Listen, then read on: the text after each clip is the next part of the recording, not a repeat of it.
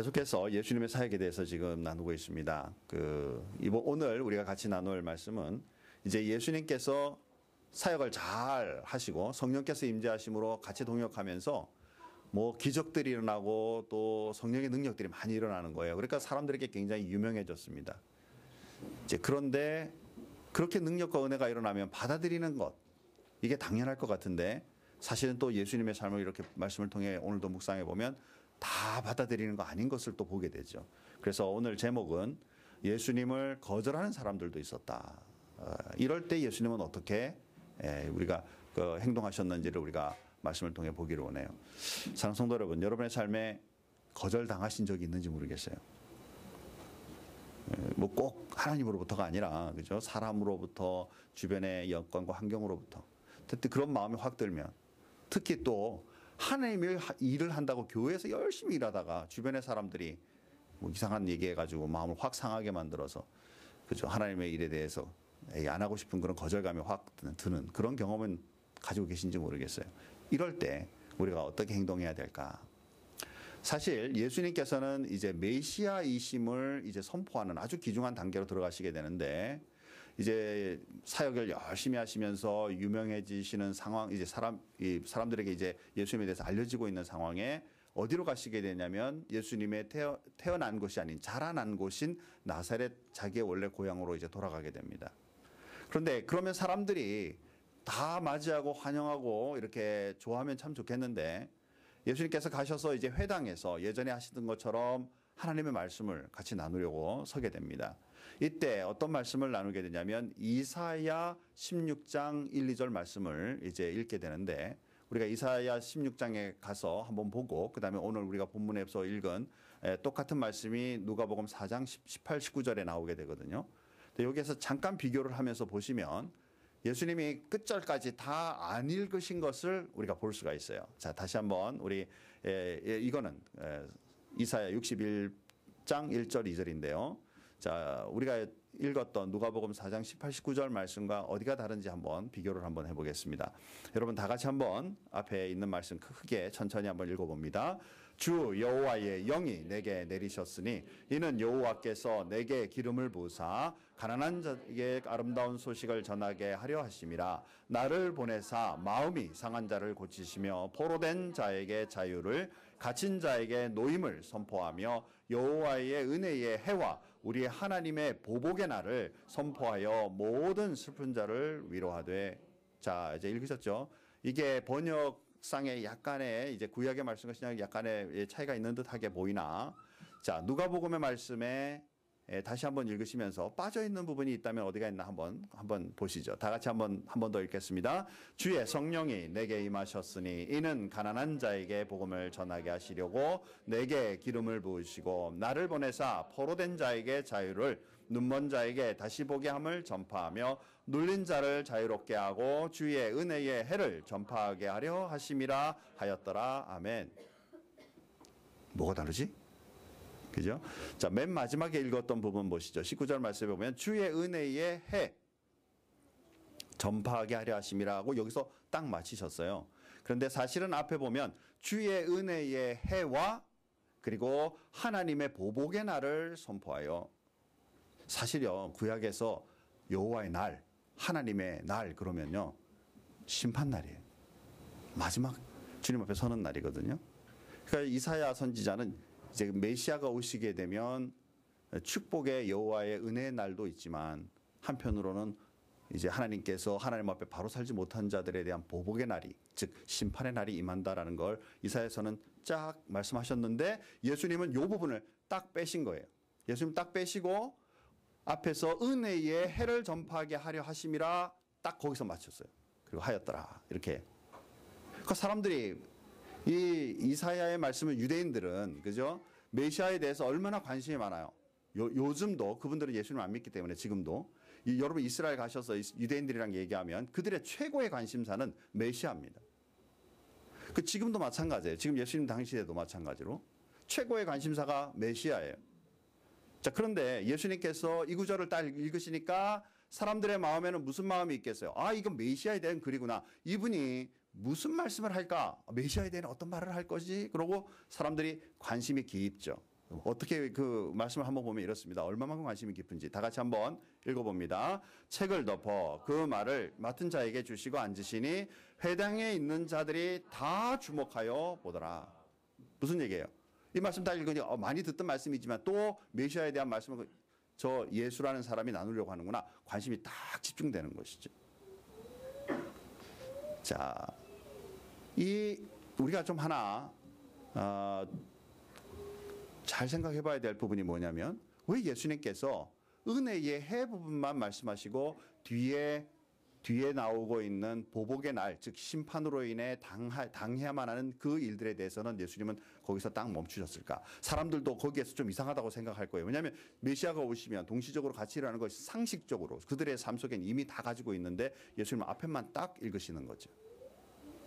집중을 딱 해서 무슨 얘기하고 싶어 하나. 그런데 예수님께서는 이 말씀을 통해 이 말씀의 선포에 대한, 다시 말해서 이 말씀이 이루어진 일에 대한 성취에 대한 선포를 말씀하고 계신다라는 거예요. 자, 그런데 이 말씀이 얼마나 부드럽고 아름다운지 사람들이 그 얘기들을 들으면서 굉장히 마음에 위로를 받아요. 자, 4장 22절 말씀 한번 보십시오. 먼저 같이 읽습니다. 그들이 다 그를 증언하고 그 입으로 나오는 바 은혜로운 말을 놀랍게 여겨 이르되 이 사람이 요셉의 아들이 아니냐. 자, 듣는데 그 말씀이 얼마나 놀랍고 아름다운지 사람들이 마음에 깜짝 놀라는 거예요. 정말 좋은 말씀이구나. 근데 예수님의 사실은 핵심이 뭐였냐면 그 앞에 4장 21절 말씀에 이게 핵심이거든요.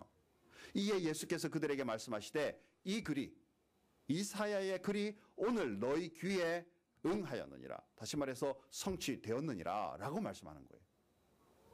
사랑하는 성도 여러분, 유대인들이 기다리는 아주 중요한 분은 메시아고, 그리고 메시아에 관한 글을 쭉 읽으신 다음에 이 뒤에 심판과 이런 힘든 얘기는 예수님께서 딱 멈추시고 앞에 은혜, 복음, 성령님의 함께 하심과 메시아에 관한 중요한 얘기를 딱 하신 다음에 이제 말씀을 딱 전하시는데 그 은혜가 너무 충만한 거예요. 그런데 예수님께서 이 메시아의 글이 성취되었다. 다시 말해서 내가 곧 메시아다. 대놓고 이제 이렇게 내가 메시아다 나 믿어라 이렇게 말씀하지 않고 말씀을 쫙 풀으면서 그 말씀을 딱 하게 됐는데, 사랑하는 성도 여러분, 평생에 기다리고 정말 그분 만나면 좋겠다고 생각하고 기대하던 그 순간에 예수님이 이 말씀이 성취됐고 내가 이 일을 이룬다라고 말씀하시면 여러분 같으면 무슨 생각이 드시겠어요? 와, 이분 소문이 막 그렇게 요새 퍼지고 있더니 진짜 뭐가 있나 보다. 더 말씀 듣고 싶어 하고 더 좋아하지 않겠어요? 표정이 별로 아니네요. 그죠? 아직 기대하던 바가 아주 큰 게 아직은 없어서 그런가요? 그죠? 그 사람들에게 있어서 아무리 아름다운 말씀, 좋은 말씀, 뭐 복이 되는 말씀, 은혜가 되는 말씀을 주신다 할지라도 그들이 진짜 기대하는 바는 언제 하나님의 나라에 하나님의 일을 이루실 메시아가 오는가, 이게 그들의 핵심인데 예수님이 그 일을 지금 성취됐다라고 말씀하시는데 사람들의 반응은 어떠하냐 그 말이에요. 사람들의 반응은 어떠하냐. 성경을 보니까 사람들의 반응이 어떠하냐. 자, 좀 전에 읽었던 말씀 다시 한 번 더 뒷부분을 강조해서 한번 읽어보겠습니다. 같이 읽겠습니다. 그들이 다 그를 증언하고 그 입으로 나오는 바 은혜로운 말을 놀랍게 여겨 이르되 이 사람이 요셉의 아들이 아니냐. 저 너무 놀랍고 은혜스러운 말씀을 들었는데 와, 정말 은혜롭다, 정말 감사하다 이게 아니고 와, 저 사람, 저 친구 요셉 아들 아니야? 그것도 이제 우리가 그냥 한 말씀으로 들었지만 앞에 뭐가 들어가냐면 목수의 아들 요셉 아니야? 칭찬일까요? 욕일까요? 네? 어때요? 그죠? 우리 한국에서요. 우리나라가 이제 일제 시대를 좀 지나갈 즈음에 한국의 양반, 상놈 뭐 이런 있을 시대를 이제 좀 지나서 이제 일제 시대를 지나 이제 민주 사회로 들어오는 그때쯤에 소위 말하는 일종의 그 낮은 계층의 한 젊은이가 미군을 따라 미국에 유학을 가게 되고 실제로 그분이 거기서 이제 공부를 열심히 하고 다 해가지고 공무원이 돼가지고 이제 군인에 조인하게 되고 그리고 이제 거기에서 무관으로 한국에 다시 파견을 나온 거예요. 한국에 파견을 나오니까 이제는 대사관을 기준으로 미국 사람으로서 미국 대사관의 무관으로 파견을 딱 나왔는데, 동네 사람들이나 아는 사람들이 이 사람 신분이 뭔지 알잖아요. 그러니까 양반 신분에 있었던 사람이 미국에 지금 일을 하러 온 사람들 앞에 똑바로 같이 얘기를 나누거나 인사를 하거나 악수를 잘 못하는 거예요. 어떻게 상놈이 말이지. 양반인 우리들에게. 그 앞에서 머리를 숙이고 이것을 굉장히 불편해 했다라고 실제로 기록에 남아있고, 또 그걸 영화로 한 영화도 있어요. 이 신분의 차이라는 거, 그죠? 우리가 극복하기 어렵죠. 왜 예수님께서 정말 아름다운 말씀으로, 은혜로운 말씀으로, 그리고 이제는 메시아의 시대가 도래했다라는 것을 이제 그들이 기대하던 바 그 말씀을 실제로 시작했는데, 사람들은 그것을 반기고 즐기는 것이 아니라, 뭐야 이 사람 요셉의 아들 아니야 라고 말하면서 받아들이지 않는다라는 것이죠. 뭐가 지금 이 사람의 눈을 가려요? 선입견이지. 여러분, 지금 이 사람들만 선입견이 있나요? 우리 그리스도인들에게는, 또는 우리가 지금 이제 예수를 믿기 시작한 여러분들에게는 선입견이 없나요? 성경에 또 수많은 그리스도인들이, 역사적으로 전 세계의 수많은 사람들이 하나님은 살아계시고 예수는 그리스도시다라고 고백하는데도 내 마음에 가지고 있는 내 나름대로의 종교관, 내 나름대로의 선입견으로 예수님을 그리스도로 맞이하지 못하는 그 모습은 우리에게 없나라는 것이죠. 이 사람들은 예수님을 너무 잘 알았어요. 너무 잘 알았는데 오히려 그것을 기뻐하며, 와, 이 목수의 아들 요셉이 정말 하나님의 은혜로 달라져서 뭔가 우리들에게 큰 은혜를 전하고 위로하고 이제 하나님의 나라를 위하여 일을 이루시는구나 라고 말하지 않고, 뭐야 이 사람, 배격하는 것이죠. 예수님이 이것에 대하여 예수님께서 비유로 뭐라고 말씀하시냐면, 옛 선지자들도 고향에서 환영을 받지 못했다라고 말씀해요. 그러면서 두 가지의 샘플을 얘기를 하게 됩니다. 첫 번째 샘플은 뭐냐면, 엘리야가 아합 왕 시대에 아합이 하나님을 제대로 섬기지 않는 것으로 인해 기근을 하나님이 이 땅에 보내셔가지고 정말 어렵게 사는데, 자, 기근이 오고 어려움이 오면 부자들이 살기가 어려워요? 아니면 저 바닥에 있는 진짜 정말 그날 벌어먹고 사는 사람이 어려워요? 그죠? 뭐 표정이 좀, 그죠? 나라에 이제 기근이 막 오면 실제로 아합 왕이 어렵겠어요? 아니면 저 밑에 이제 농사 지으면서 먹고 사는 우리 보통 사람들이 어렵겠어요? 그죠? 보통 사람들이 더 어렵죠. 그런데 성경에 예수님께서 뭐라고 말씀하냐면, 유대 땅에 그렇게 많은 과부가 있었어도 시돈 땅에 있는 사렙다 과부만이 이 선지자의 혜택을 받았다. 이 시돈 땅은요, 이방인이거든요. 이스라엘 지역이 아닌 다른 지역이거든요. 그런데 이 엘리야 시대에 이 선지자를 하나님이 그 땅에 보내신 것은 그 땅 사람들을 위하여 보내었는데, 오히려 그 땅 사람들은 그 혜택을 받지 못하고 저 많은 과부들 중에 이방인 여인이었던 시돈 사렙다 과부만 그의 잔이, 그의 밀가루가 넘치는 그런 축복을 받았다. 또 다른 예를 드시면서, 엘리사 때에는 많은 주변에 나병 환자들이 있었는데도 수리아, 지금으로 말하면 시리아예요. 시리아. 똑같은 지역입니다. 시리아 땅의 나만 장군만 낫는 축복을 받았다. 자, 이렇게 이제 시대의 선지자가 인정받지 못한 얘기를 딱 하는 순간에 그 듣고 있던 사람들의 마음에 화가 확 치미는 거예요. 별로 이렇게 심각하게 안 느껴지죠. 이거를 우리식으로 좀 바꾸면 이런 거예요.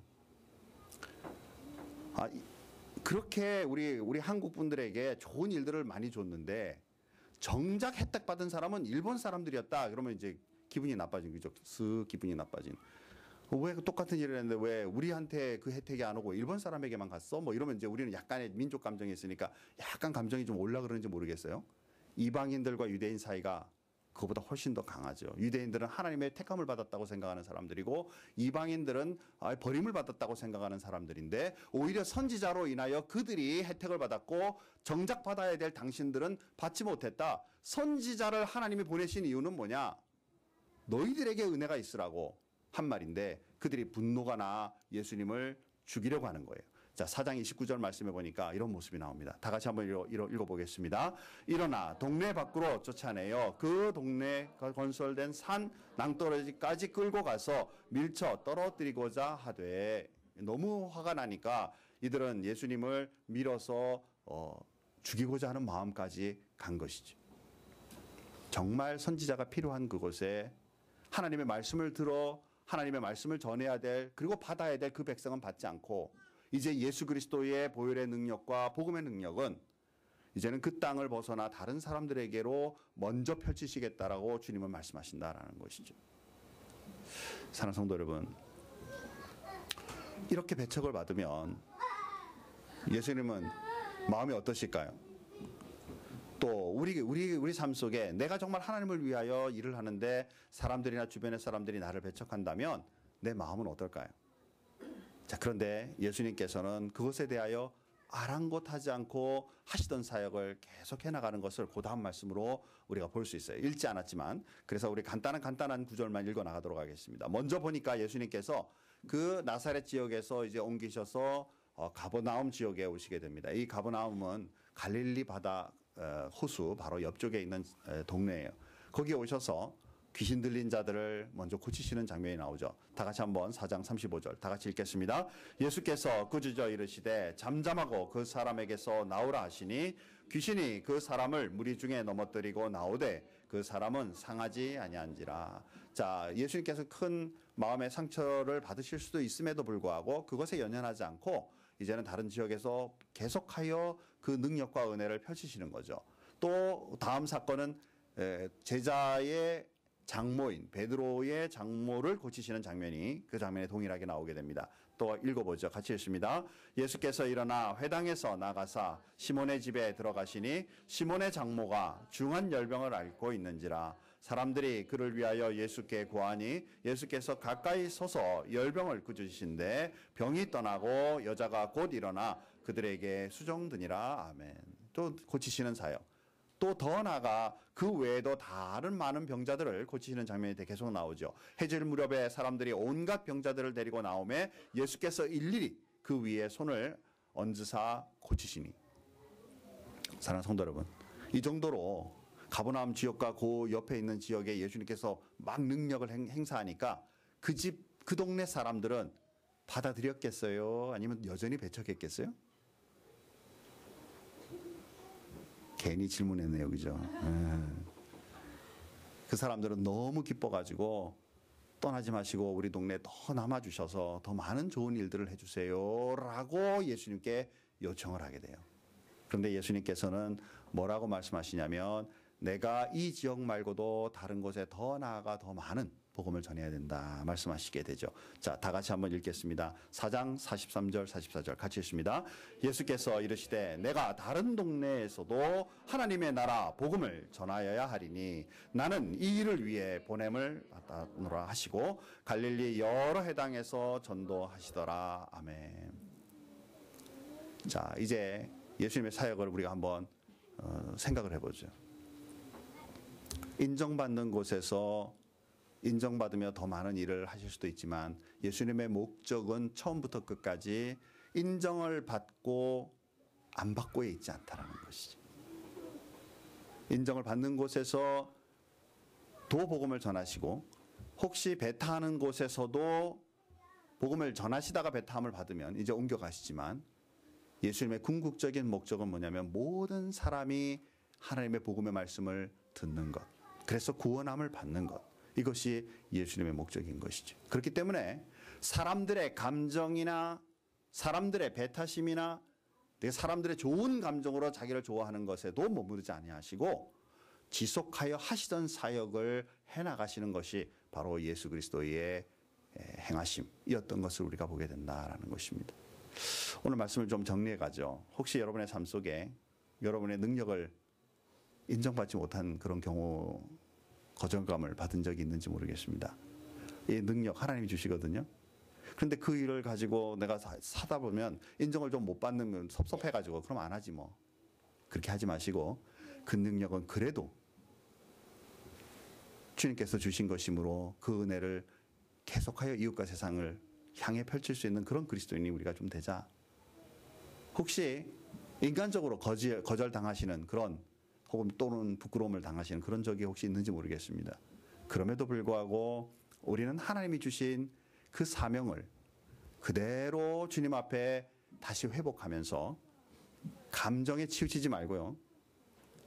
오히려 사명을 바라보고 주님 앞에 나아갈 수 있는 그런 그리스도인으로 주님 앞에 서는 것. 이것이 우리의 삶이다라는 것이죠. 혹시 교회 일, 우리 교회는 제가 없는 걸로 분명히 압니다. 그러나 혹시 교회 일을 하거나 또 밖에 나가서 정말 주님을 위하여 일하다가 엄한 마음의 상처를 받는다 할지라도 사랑하는 성도 여러분, 거기에 마음의 상처 받지 말고 하나님 앞에 내가 해야 할 그 일을 끝까지 잘 감당하는 그리스도인의 삶이 꼭 있기를 주님의 이름으로 축복합니다. 자, 제가 성경 구절을 주변에 안 했지만 그러나 저를 따라서 마지막으로 한 구절 따라서 한번 하고 말씀을 마치겠습니다. 빌립보서 4장 13절 말씀인데요. 따라서 합니다. 내게 능력 주시는 자 안에서 내가 모든 것을 할 수 있느니라. 한 번만 더 할까요? 여러분의 삶에 지금 여러분의 하나님의 능력 필요하신 곳이 많잖아요. 그렇죠? 이것을 나 혼자 보듬거리고 하지 말고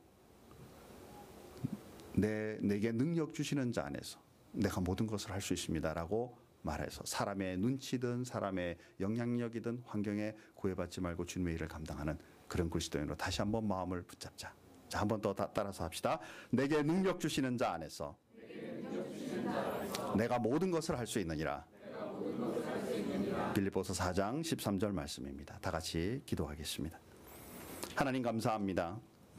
정말 자신들을 위하여 주변의 사람들을 위하여 말씀을 전하고 그들의 어려운 환경을 바꿔 가시고 병든 자들을 고치시며 귀신 들린 자들을 쫓아내셔서 정상으로 만들어 주시고 마음에 험하고 정말 상처받은 자들을 위로하시며 그들을 건강하게 만들어 주시는 이 일을 함에도 불구하고 그 사람들이 자기의 선입견으로 예수님을 배타하는 일들을 말씀을 통해 우리가 보았습니다.